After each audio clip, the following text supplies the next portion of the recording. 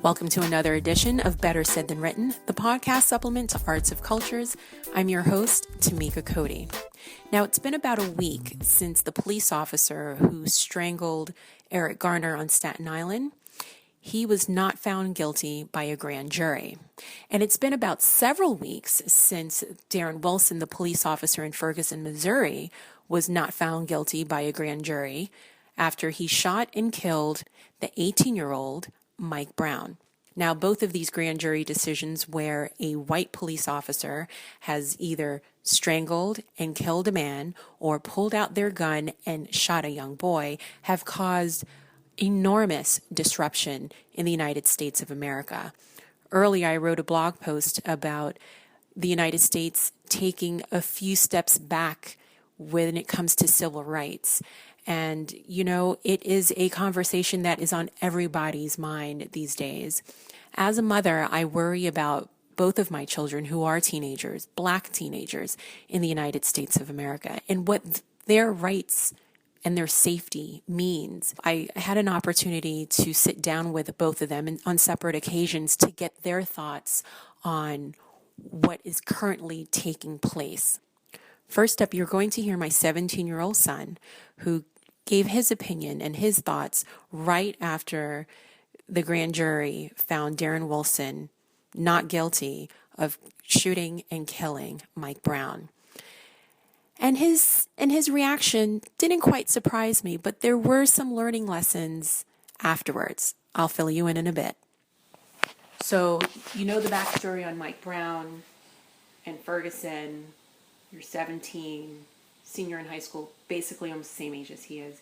After watching this announcement of the grand jury verdict, how does this make you feel? What do you think about all of this? I'm upset, and it's silly that the same thing that could have happened with Emmett Till can still happen 60 years later. It's absurd to me. I mean, I'm all up for protests. I mean, I don't know if there should be violence or not. I feel like violence would definitely help change something. Really? It'll change something. Something will come of violence. I'm not saying that's the smartest decision. Do you really think that violence will definitely help? I just feel like violence will bring something. Anyways, that's not my point. I think that it's good that there's protesters there, but something should be organized to help change something. When you're watching it. But like a bunch of people standing around isn't going to change anything. Something should be organized politically. People need to raise money. People need a front face, and we need support. And then you go and fix the problem with time, money, and support. How much time do you think it'll take to fix the problem in Ferguson? I have no idea. So if something like this was going on here in the town that you live in, right? Uh-huh. How much time, money, support do you think it will take to keep everybody under control and to educate the protesters and to educate the community members? How much time do you think it'll take? I think it would take a long time, but Montclair already has a lot of people that would be willing to protest. Peacefully or violently? Or both? Both. More peaceful, though, I would think. Okay. And there'd definitely be some violent people. Okay, so you're saying that violent protesting will do something? What do you think it'll do? It'll cause more people to want to act. Are you recording this? Yep. Oh. I mean, it'll get on the news. I mean, but what is that going to do? And more people know. More people will die. And more people... yeah. More people will die. More people will act. More people will either act in one or two ways, either violently, or they'll try to calm people down, and then those people who are trying to calm down, and then what? wait, hold on. Those people who are trying to calm down the violent protesters, they put their lives at risk. My personal opinion, I don't think that there should be any violent protesting. I really am strongly, because I don't want to see anybody else get killed, hurt, shot, put in jail. It should be a peaceful protest. I don't know. Well, why do you think, besides that you think that'll it'll make people want to stand up, why do you think that violence would make a way? Is it something that you learned? It's happened before. With, for example? For example, the Civil Rights Movement. Okay. But you do realize there was a particular time in the Civil Rights Movement where I want to say that it was Malcolm X who was for violence, right?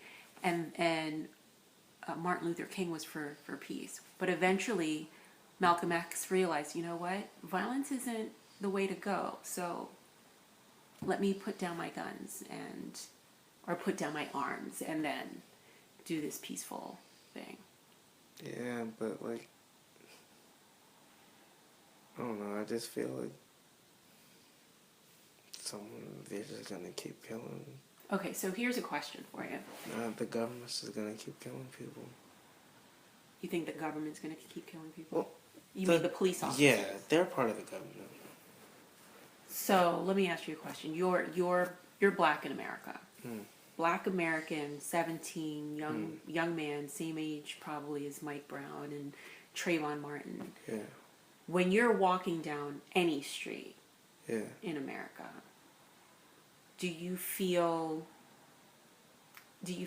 some sort of way that, maybe they're looking at you differently or you have to act differently so you don't get harassed by authorities? This morning, there's a police officer just being a crosswalk guard, and I felt intimidated.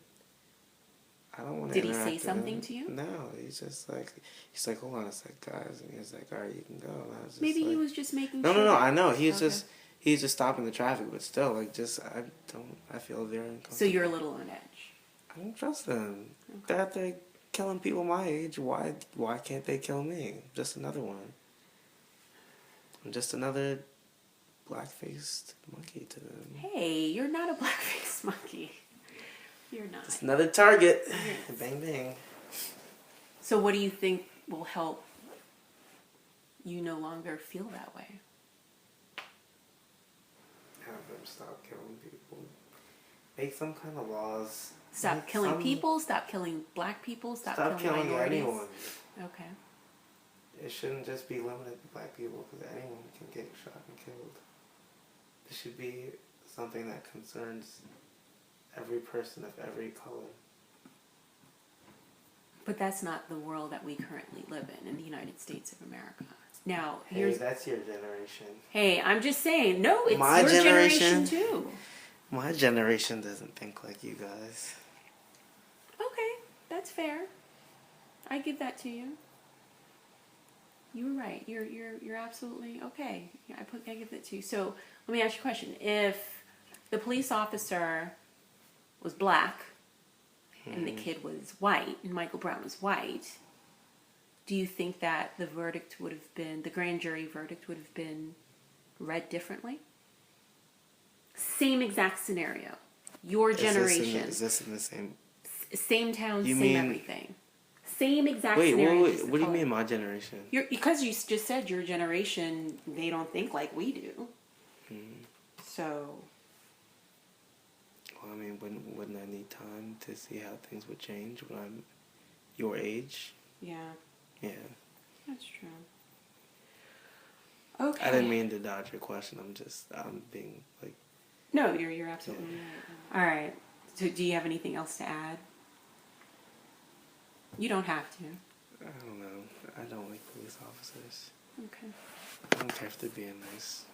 Okay. Now, I also had an opportunity to sit down with my daughter, who was a sophomore in college, to get her reaction about Darren Wilson not being found guilty and what her thoughts are about Black America and civil rights. I also had an opportunity to speak with her boyfriend, who is 20 and also a sophomore in college. And he actually plays on the same basketball team as Eric Garner's son.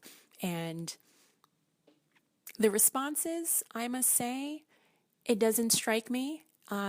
It's just raw, honest comments from young Black American kids.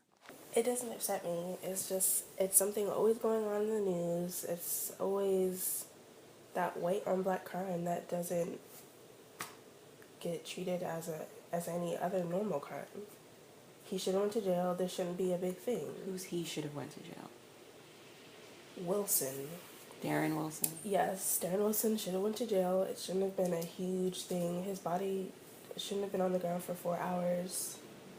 Because if I went and shot someone, I'm going to jail for life. If a black man shot a white boy, going to jail for life. A boy just went to jail for killing a retired police dog for 23 years. A dog? A police yes. dog? You didn't hear about that? No, I didn't know. Yes, he's going to jail. He's 17, going to jail for 23 years for killing a dog. Oh, wow. Yes, and he is black. Wow. Yeah. I didn't know about that one. So, how does this make you feel as a Black American, 19-year-old living in America? I mean, there's definitely been progress, but I feel like when we take a couple steps forward, we take like a huge jump back. Because it shouldn't be, this is racism, and there shouldn't be any. Why? Because we have a Black president? No. Well, why But shouldn't we've there come be? so far. We've come so far. There's mixed interrace couples, interrace babies, Black and white people working together, CEOs, head of huge companies, Black lawyers, Black doctors. Why? Why is this still happening? So what do you think needs to be done in order for us to stop taking so many steps backwards? I don't know. I don't think there's anything that can be done. I mean, you're a college student, right? So, and you live in a community where you see a couple of different sides of Black people. Black people meaning from different social backgrounds, socioeconomic backgrounds. Very good. So would you be up for doing some sort of community service where you're encouraging some of these younger Black kids who were 9 times out of 10, be locked up or, for drugs or petty crime? Would you be willing to talk to them and mentor them? I would be willing to mentor them, but I feel like it's too much people who's already set in their ways. But they're young. Don't you think you could get them while they're young? Yeah, but I feel like when you live a certain lifestyle, and especially depending on what class you're in, it's almost like you can't change them because they're so used to that lifestyle. Because it's ingrained in their head. Okay. All right. Interesting. Do you worry about your brother, who's 17? He's Black. Sometimes, but I always, he's a smart boy. When do you worry about him? What are some of the things that you worry about? And this is in the context of what's going on When he's out today. late, I know what's going to happen. He's going to be out late with his friends, I do it, but some policemen are jerks, and they'll stop you for no reason. Have you ever been stopped? Mm-mm. Okay.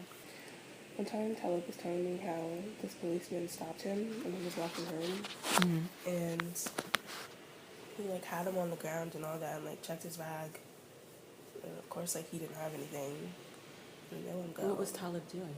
He was walking home from a friend's house. What time? I don't know, but his cousin lives Yeah, but close, what and time was it? I'm not saying that. I have no idea, but it was late. Shouldn't be out. I'm just saying. But you can't tell every Black boy shouldn't be out. You can tell every Black boy you shouldn't be out. Yeah, you can.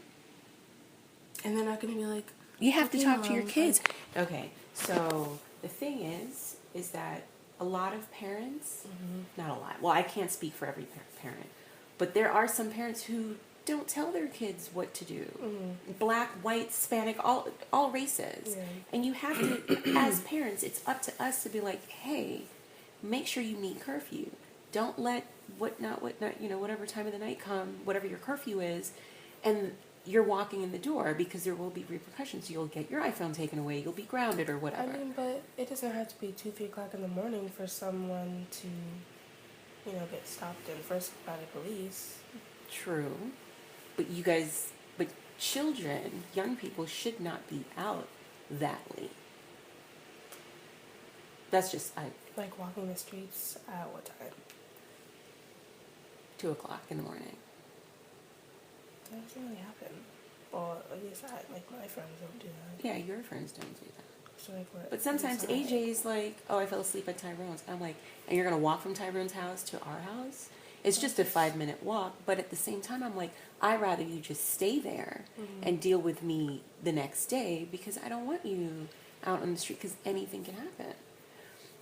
But I feel that parents have to talk to their kids. This is just a general consensus. Maybe I'm looking at it too much as, being raised in a Caribbean upbringing in a Jamaican home, but you can't be walking in the house all times of the night. You're supposed to be home. These are American children, mommy. And the older they get, They're just going to do what they Pretty want, and much. then just get shot. And then the Pretty parents are going to be much. like, oh my gosh, No. they shot my baby. And then we're going to be like, no justice. Okay, so say if AJ was out at 8 o'clock at night and he got shot, would you blame it on him because he should have been inside the house? He shouldn't have been out. See? Well, it depends on what he was doing. Are you serious? If he was back talking the cop, Cops are disrespectful. What? Yeah, and Cops all the think- more cops think because reason. they have authority, they can talk to you any type of way. You are not my parent. How would you like it if another grown man was talking to your daughter or your son, like they lost their mind, like they were, yeah, you know? I understand. It's like, I understand, your authority, you deserve respect, but at the same time, you gotta give it.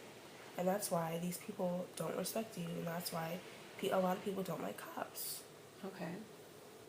But so, given that we all know that there are some cops out there, because not all cops are bad, given that we know that there are some cops out there who takes advantage of the badge and the blue uniform, why not, since we know that, why not have it like a game plan in our head? But like, okay, if we get pulled over, or if a cop stops us, we just say yes sir, no sir. Okay, Put then- your hand above your head. Then a cop could take it farther and be like, "Oh, you're trying to be smart with me?" No sir. But we Go have ahead. cops like that. Like, there are cops like that who be like, if you're yes sir and then no sir and then just doing whatever you need to do to not get in trouble, they think you're like trying to be smart about it. Okay. Wow. It's like you never win, which makes it harder on the cops who actually are trying to do their job. But then you never win if you mouth off to the cop. No. So it's a no-win situation on both sides. Yes. In every case. No, not in every case. Some cops. You were Some cops rude are with a mad cop chill. once when you went to New York. Yeah, because he spoke to me like he lost his mind. And did he arrest you? No, he didn't do anything because I wasn't that type of person who's gonna stand there and like I was gonna keep it moving, but like I was gonna let you know, like, don't talk to me like that. Right. Like, I'm not your child. Right. Okay. How old are you? 20? I'm 20. You're 20. And you're a black American man Yes. living in Montclair, New Jersey, all that good stuff. So you're aware of the whole Trayvon Martin thing and now the Michael Brown situation that took place in August, right? Yeah. Did you pay attention to what happened on Monday night when they read the grand jury verdict? No. Do you know? I know that he's free. That's Okay. what I do know. He meaning who? Who's he? I don't know his name. The police officer that shot him. Darren Wilson. Yeah. Why don't you kids know the man's name? Aren't you guys on Twitter and social media? Yeah, but they don't say his name. Yeah, they do. Darren Wilson. Like, where is Darren Wilson? Y'all are like, whatever. Okay, so were you surprised that he was set free? No. Why weren't you surprised that he was set free? There is no correct or incorrect answer. Because he's white. I was not expecting that. Okay, so It was either a short sentence, probably 2 years in jail, or free. okay. How does that make you feel as a black man, a young black man? Well, when I seen it on Twitter, it kind of made me mad. So I figured What was the tweet that you saw on Twitter that you were like, that people were actually marching to Washington from St. Louis. oh, right, okay, I didn't know that. So, it made you mad because, and the fact that Obama could have said something toward it or did something, him being the president. could he really? Does he really have, that's not how it works, though. That's not how the government works. He can't go in and be like, hey, Missouri, you have to make He sure can this man appeal it, goes to though. jail. He can appeal that decision. But that's a lot of paperwork and, But is it worth it though? I think it's worth it. okay. I feel like he should have spoke up. Do you think he should have spoken up because he is black? Because what if it was a white president? Do you think that? Either way, it's wrong. Okay, all right. So what does this mean for you as a black American man? Are you going to be hanging out on the streets late No. night? Are you going to be talking back to the cops? Are you going to be... I want to be a cop.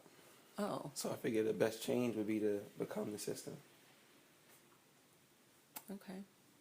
rather than fight it. All right. So how are you... So you have brothers and sisters, right? All right. You have younger brothers, 2, too? And how old are they? 6, 17, and 11. Oh, wow. So right around the ripe age of every, Mike Brown and younger kids who are also getting shot and killed in the streets. How are you setting an example for them to make sure that they don't end up like Mike Brown or Trayvon Martin? Making sure that the people I keep around me aren't crime related. Okay. Everyone around me has a plan, a future, or something like that. Okay. Cool. You had gotten stopped by a cop before. Yeah, I got stopped at in Glen Ridge. I was walking on the street. In the street, not on the sidewalk. I was actually on the sidewalk and I crossed the street to the other side because there was a skunk. So I didn't want to deal with that. So I went on the other side of the street, and he said it looked like I was running from a burglary, like I was robbing a house. Did you tell him about the skunk? Yes, and he smelt it. He smelt it. He was right there with me. Oh, wow. And I was like, "Don't you smell the skunk?" And he put me on the floor. Like physically put you on the floor? and checked my bag and all that stuff. Wow. Was this a white cop? It was like 5 of them. 5 white cops? Yeah. Oh my God. And what did your parents say when you went home and told them? All I did was tell them, but I didn't get the badge number, Okay. so I didn't know who it was. Mm-hmm. So we couldn't do anything as far as like harassment. Right. Okay. His phone's ringing. It's 5 cops for 1 kid. Yeah, they thought I was robbing the nearby houses and had a gun on me. That's why they checked my bag. So how long were you in apprehension with the cops? How long did they have you? About 25 minutes. And what time of the night was this? 12, 1 o'clock. What were you doing out at that time of night? Well, I didn't have a car, so I was walking from friends to friend's house. Again, you couldn't get a ride from someone or call a cab? Cops are out. Yeah. You know what I'm saying? So it's like sometimes you have to think about, it's like, can I just stay over, or let me just call a cab, or just call my parents and say, hey, come get me, or whatever. What? They're gonna do that. Who? A parent is. Yeah, either- I'm not doing a that. parent is That's either why you're gonna behind drop should you be home. off or pick you up. They're not gonna do both. Not in Glen Ridge. Glen Ridge is right there. There's no crime, though. Ain't no one gonna rob me. Okay. That's why I walk. But you're walking in a neighborhood that, like, you don't belong in Glen Ridge. That's a problem. Are there black people in Glen Ridge? No. Okay. You're like, not one.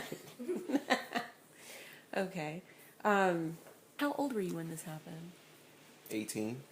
Okay, so you couldn't really Your parents couldn't really say, "Oh, you have a curfew." Mm-hmm. But then again, they could have said to you, "Listen, you're a black man. You should not be out on the street past XYZ times." Yeah, they told me that after the fact. Oh, so why didn't they tell you before? I guess that was the first time that something like that ever happened. So. Okay. So do you think that if they would have had this conversation with you throughout your, I guess, your teenage years, you know, always having these conversations with you, do you think that you would have been, I guess, more prepared, or you would have known a little better not to leave your friend's house so late and come home a little earlier? And Well, I would have, as far as preventing what happened, I don't think I could have done that. But what I could have did afterwards, I would have known more. I would have got his badge number. Then, and my uncle's a lawyer, so we could have went forward from there. Right. Okay. So you had said that you want to become a cop, and instead of trying to fight the system, become the system, right?